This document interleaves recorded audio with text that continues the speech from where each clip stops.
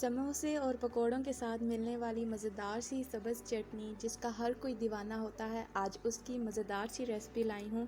तो इसके लिए यहाँ पर हमने फ़्रेश पुदीना लिया है, 2 यहाँ पर हमने लाल मिर्च और 4 यहाँ पर हमने हरी मिर्चें इस्तेमाल करनी है। सबसे पहले यहाँ पर हम एक जूसर लेंगे, उसके अंदर फ्रेश पुदीना ऐड करेंगे। यहाँ पर हम धनिया नहीं इस्तेमाल करेंगे।